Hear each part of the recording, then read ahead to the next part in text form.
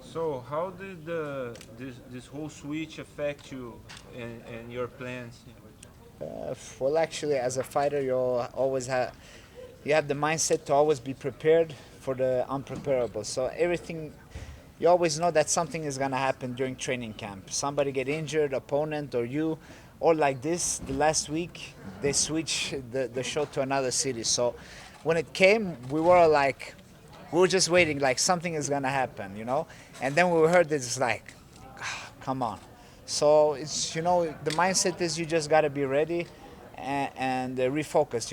Either we fight in Vegas or LA or on the moon, it doesn't matter. A fight is a fight. How do you feel about that? About they showing this, doing this switch so close to the fight, and all of these ramifications to your purse, to because of taxes, friends and family having to reschedule Uh, flights. I think the UFC did what they could in that short moment to resolve the situation for the event and the fighters. And it's not easy. We're all losing money, but either better lose a little bit money than to not fight at all and reschedule the fight. So I mean, people put 3-4 months of training camp expensive. So I think the UFC did what they could to solve the situation. What have you seen with Alex behind the scenes? What's his mindset been like, and how he's acting? How do you think he's taking it? Alex is he's mentally very very stable and prepared for this situation. This thing happened. Didn't really come as a surprise, I think, for him because he in a way felt that something is going to happen. And it's sad, but he's focused and he's on a mission. On Saturday. What's your role been? I mean, have you obviously you're in the same boat that he is, but have you been trying to support him and help him? I mean, because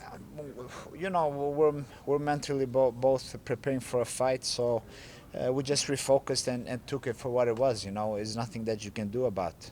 Like I said, it doesn't matter where you fight. You just have to be ready and do it. Do you buy the whole John's explanation? What you said? Do you believe it?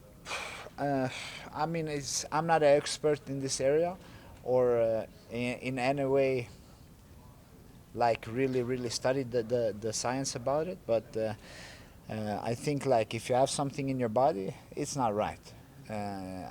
We're all trying to do the best to fight clean. Doesn't matter if it's old thing or new thing. If you're positive, you're positive. Micro, pico, or whatever it's called. I don't think it's right because in Sweden we're tested very hard and we are all the time looking to be very careful. Whatever supplement or whatever we take. So um, I think it's not okay. You think the UFC and USADA are giving him special benefits because of who he is? Uh, I cannot say about if they're giving him special treatment for who he is.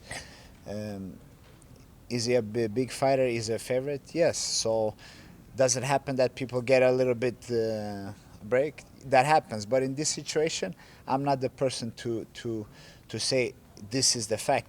I think with time, everything will show. Because I don't think it's the end here. I think people and experts around the world will take a closer look in this case and see how it really is. Because in a way, it's either you're innocent or you're not. So um, it can be something in between. And that way, then you have to change the system. do you have trust for USADA though? Like when they come and test you, and then you give them your urine, you have no control over it after that. Do you trust them? Um, the way I work with USAD until today has worked very well. I can't complain of the way of the testing and the communication with them. But wherever there is, where's not only technical stuff involved, but where's humans involved, there's always a way to uh, that people can manipulate the test. So I'm not saying this is the case of that, but wherever there is other people involved and you're not there seeing what's happening, there's always a risk to things to happen. So You mentioned having to be very careful, and it does seem like tainted supplements are often sort of the excuse that fighters use. Do you feel like we're a little too lenient on people who aren't careful enough to make sure? It's hard to say, you know. It's not easy, you know, as fighters today either. You know, you have to. Not all fighters maybe have the understanding and knowledge about nutrition and supplements. So, and even if you have, it's very easy to make one mistake, you know, sometimes. But one mistake is one mistake. But when you do two or three or four, or some substances are not a mistake. So, it's hard to say, you know. Did your family Last members question. have hotel rooms in Vegas that they booked? Were they able to get the money back for those rooms? I had some friends coming to Vegas, and actually they're not getting their money back for the hotels. So, but they're coming here. You know, it's a important day for us on Saturday, and for them too. You know, so you know we have a lot of relatives flying all the way from Sweden. How much money did they lose? I don't know actually. You mentioned before in Swedish that you felt that Corey Anderson maybe doesn't get the respect that he deserves in the UFC.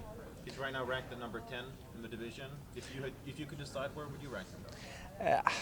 It's not about this. I think like the top 10, everybody is a everybody in the UFC is a great fighter, you know. And the top 10, everybody can beat anybody also. So I think Corey is one of those fighters that has done very very well. But you know, he fought some fights and he made some losses against guys that was winning, but he made a mistake, you know. And he's a tough opponent.